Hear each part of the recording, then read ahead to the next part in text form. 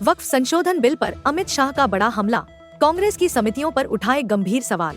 गृह मंत्री अमित शाह ने लोकसभा में वक्फ संशोधन विधेयक पर कहा कि यह बिल संयुक्त संसदीय समिति को दिया गया है। उन्होंने कांग्रेस पर निशाना साधते हुए कहा कि हमारी समिति लोकतांत्रिक तरीके से विचार मंथन करती है, जबकि कांग्रेस के समय समितियां केवल औपचारिक मुहर लगाने का काम करती थी।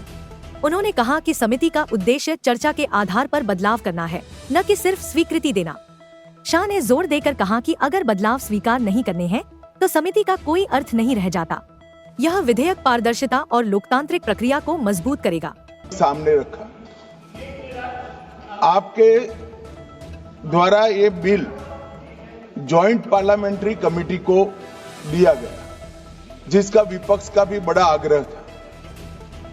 कमेटी ने इस पर सुविचारित रूप से अपना मत प्रकट किया। वो जो मत प्रकट हुआ, वो मत फिर से कैबिनेट के सामने गया। कमेटी के जो सुझाव थे, ये भारत सरकार की कैबिनेट ने स्वीकार किए और अमेंडमेंट के रूप में किरण रिजिजू जी लेकर आए। ये तभी होता है जब ये ऑफिशियल अमेंडमेंट कैबिनेट की अनुमोदन के बगैर आता है। मान्यवर, मैं नहीं मानता इसमें कोई पॉइंट ऑफ ऑर्डर है, और आपका ही आग्रह था कि कमेटी जॉइंट पार्लियामेंट्री कमेटी बने।